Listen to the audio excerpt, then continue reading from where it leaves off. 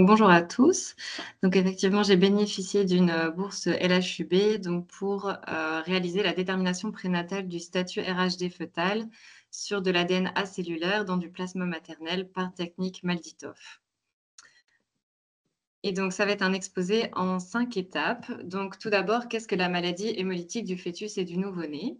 Donc lorsqu'une maman est RHD négative, mais qu'elle est porteuse d'un fœtus RHD positif, eh bien il y a des particules du fœtus, D positifs, qui vont passer dans le sang maternel. La maman peut alors reconnaître ces particules fœtales comme du non-soi et s'immuniser. L'immunisation peut venir également d'une transfusion précédente. Le problème vient surtout lors de la seconde grossesse, lorsque la maman sera de nouveau en contact avec un fœtus RHD positif. Il va y avoir alors une réponse anamnestique et la maman va reproduire ses anticorps anti-D qui vont venir passer la barrière fœtoplacentaire et attaquer les globules rouges du fœtus. Ceci va créer alors une anémie qui peut aller jusqu'à la mort in utero de l'enfant. Au niveau des prévalences, il faut savoir que 17% des femmes sont RHD négatives. Elles ont 60% de chances de porter un fœtus RHD positif et de s'immuniser dans 2% des cas. Pour éviter cela, en Belgique, nous avons une prophylaxie anti-RHD. Donc, c'est un médicament qui est injecté chez les femmes enceintes RHD négatives. Et donc, qu'est-ce que ce médicament? Donc, c'est du Rogam. C'est un produit humain qui est produit grâce à des hommes qui sont RHD négatifs et qui vont se faire immuniser volontairement. Ils vont alors être porteurs d'anticorps anti-RHD et ces anticorps vont être récupérés par plasmaphérèse et être conditionnés sous la forme d'un médicament. Le médicament est alors injecté à toutes les femmes RHD négatives en Belgique à la 28e semaine d'aménorrhée et à la naissance, après avoir confirmé que l'enfant qui est né est bien RHD positif. Et donc, ce médicament, en fait, contient des anticorps anti-D qui vont venir se fixer à la surface des particules RHD du fœtus dans le sang maternel pour éviter que la maman ne reconnaisse ces particules et qu'elle vienne s'immuniser, ce qui protège la maman et le fœtus de l'immunisation. Et donc, cela permet aux femmes enceintes de ne pas s'immuniser. Le problème est qu'environ 40% des femmes reçoivent cette prophylaxie alors qu'elles sont porteuses d'un fœtus RHD négatif et donc n'ont aucune chance de s'immuniser. Et donc l'objectif de cette étude, c'est de déterminer le statut RHD fœtal pour guider les injections prophylactiques anti-RHD, parce que la production du médicament pose des considérations éthiques dans sa fabrication. Il y a du coup de nombreuses ruptures de stock et en plus l'injection est inutile chez 40% des femmes RHD négatives. Et donc, nous avons développé l'analyse du RHD fœtal sur du sang maternel par technique MALDI-TOF grâce à une étude rétrospective sur des échantillons qui ont été récupérés au CHU Bruckmann et au CHU Saint-Pierre suite à un comité d'éthique. Donc, qu'est-ce que cette analyse et comment cela se passe? Donc, c'est une analyse en 5 étapes et qui dure au total 6 heures. Donc, tout d'abord, le sang maternel est récupéré sur un tube Streck qui permet de stabiliser l'ADN fœtal libre et qui le stabilise pendant 7 jours à température ambiante. Nous avons récupéré au total 169 échantillons de 169 femmes enceintes à 12 semaines d'aménorrhée. Les tubes ont été centrifugés et la couche leucoplaquettaire a été récupérée et congelée pour un éventuel génotypage maternel par la suite. On verra les différentes conditions. Et à la naissance, le tube du nouveau-né a été récupéré pour pouvoir réaliser sa sérologie et pouvoir le comparer avec notre analyse sur MALDI-TOF. Et le tube a été ensuite congelé pour d'éventuels génotypages si nécessaire.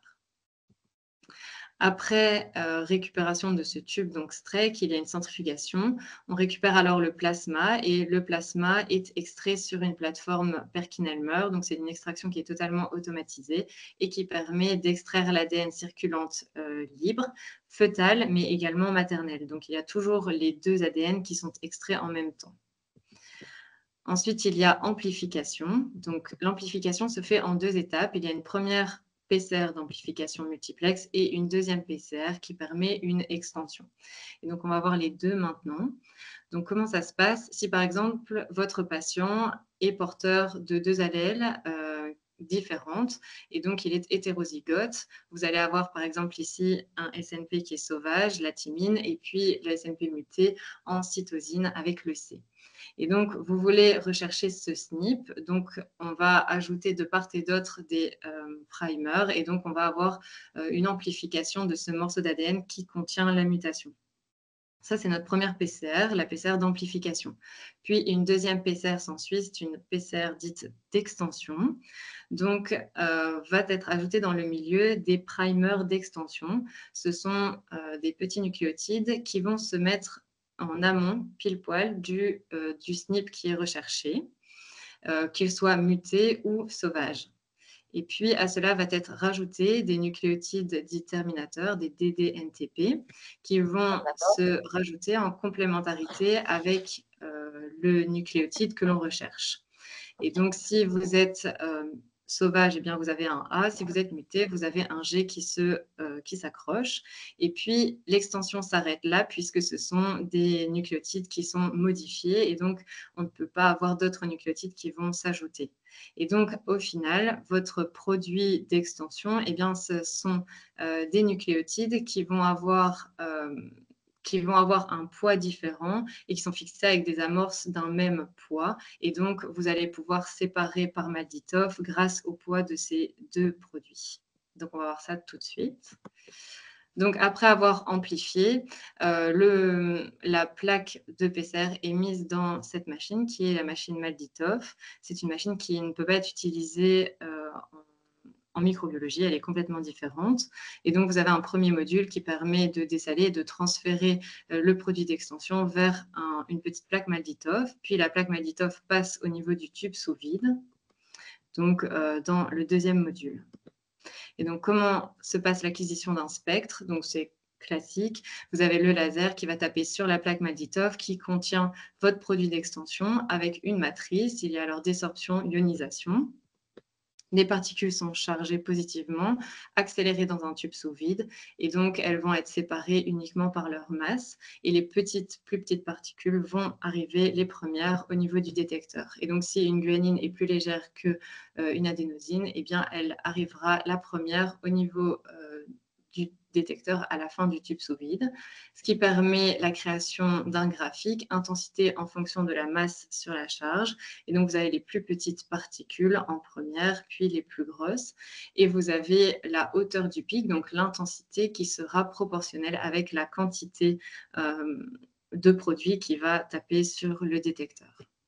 Et donc, pour un patient hétérozygote, vous aurez 2 pics. Donc, grâce à ce spectre que l'on va obtenir à la fin, ça va nous permettre de déterminer si l'enfant est RH positif ou RH négatif.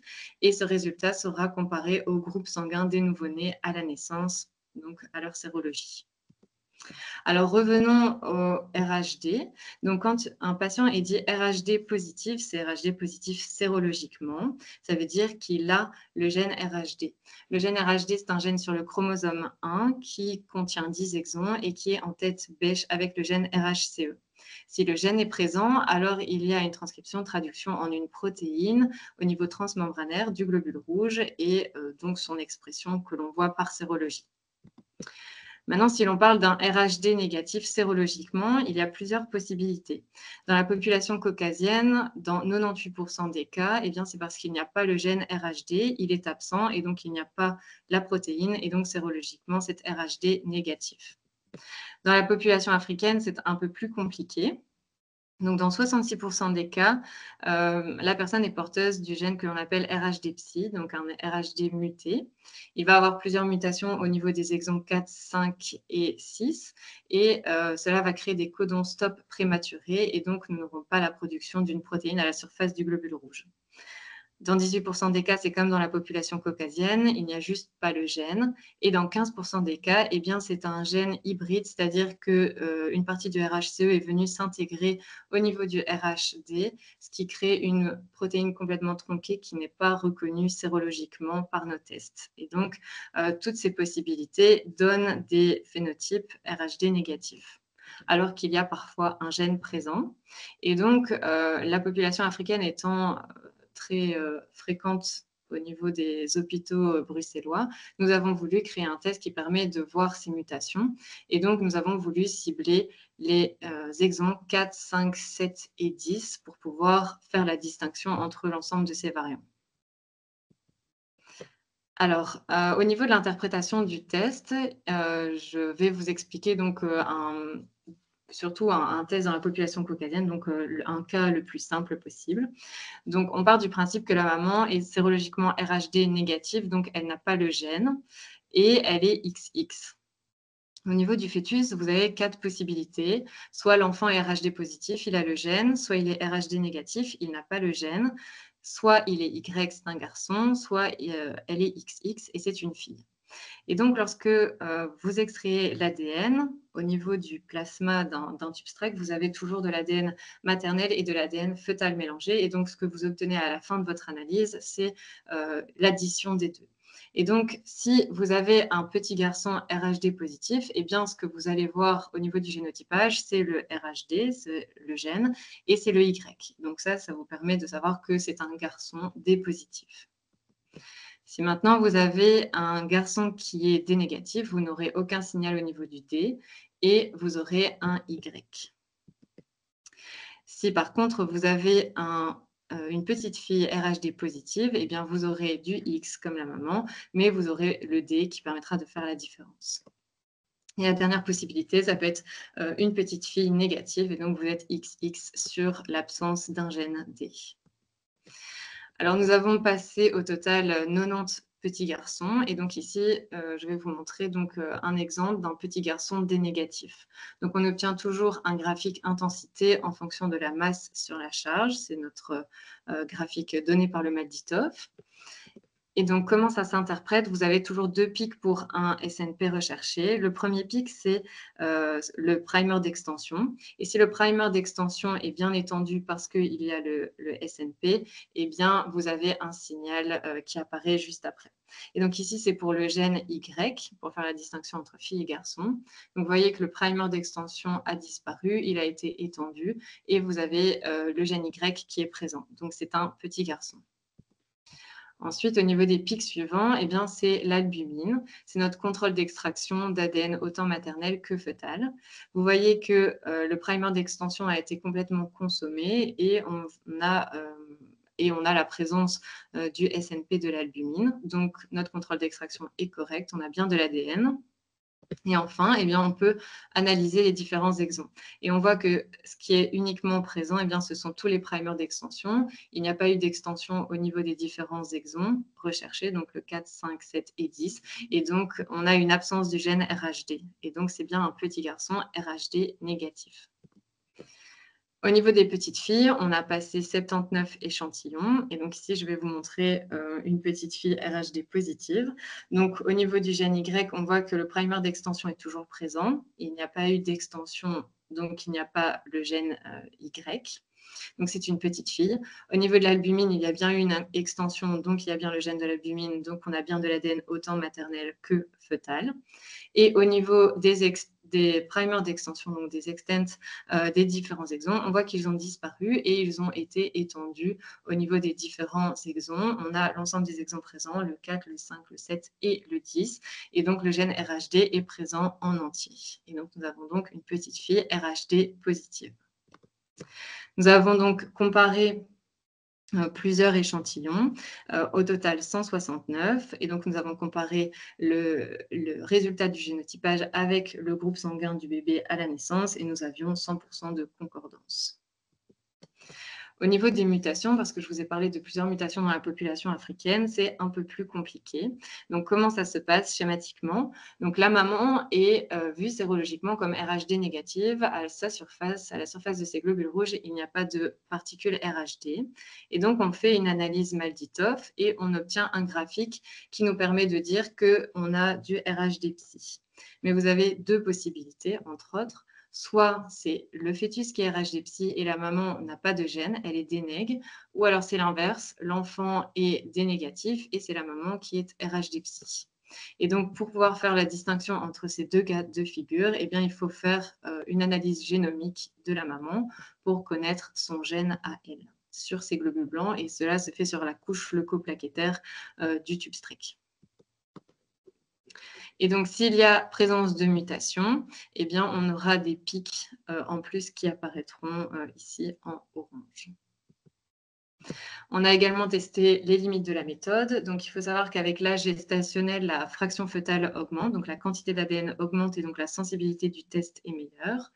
Et avec l'IMC, au plus l'IMC est augmenté, au plus la fraction fœtale diminue.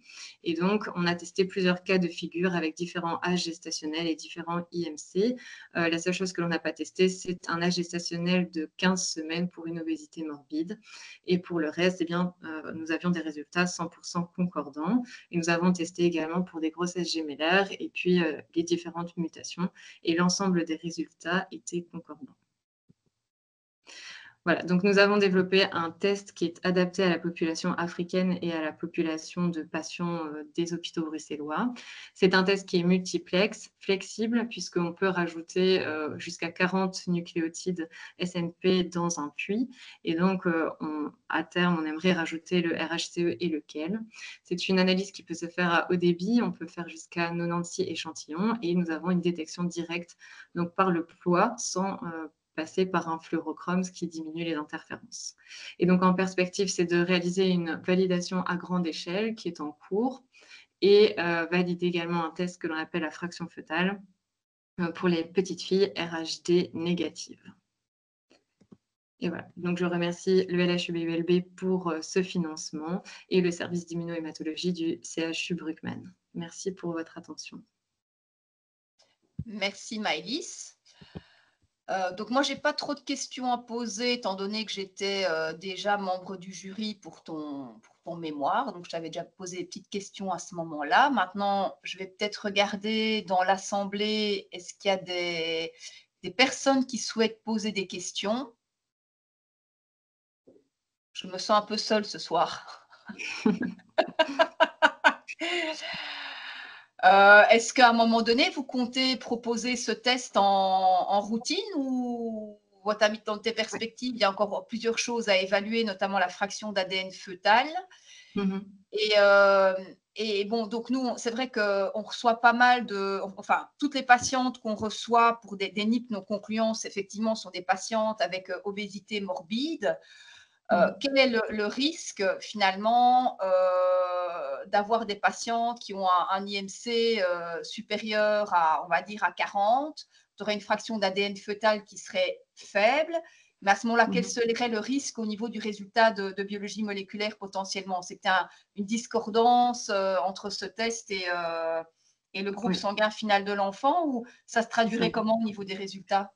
Exactement. Donc, au niveau du résultat, à 12 semaines, eh bien, on aurait un résultat qui dit que l'enfant serait RHD négatif. Or, il serait RHD positif. Donc, du coup, dans ces cas-là, c'est vraiment l'IMC, c'est quelque chose qu'on regarde particulièrement. Et donc, souvent, on demande un contrôle à 15 semaines d'aménorrhée. Et si c'est toujours négatif, il n'y aura pas de RhoGAM. Mais à la naissance, il y a toujours un contrôle de groupe sur le sang de cordon. Et donc, le RhoGAM pourra être injecté quand même à la naissance.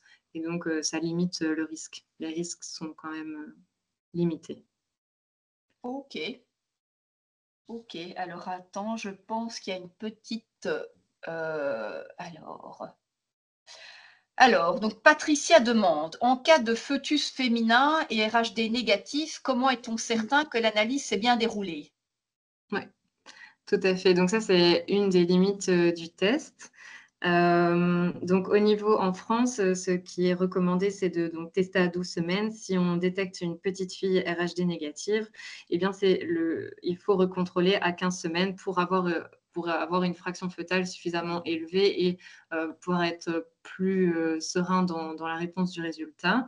Mais ça reste quand même quelque chose qui est incertain. Et donc, c'est pour ça que nous, on est en train de développer un test qu'on appelle la fraction fœtale. Donc, c'est un test qui est basé sur la méthylation et la différence de méthylation entre l'ADN maternel et fœtal. Et ça va nous permettre d'estimer la quantité d'ADN dans l'échantillon.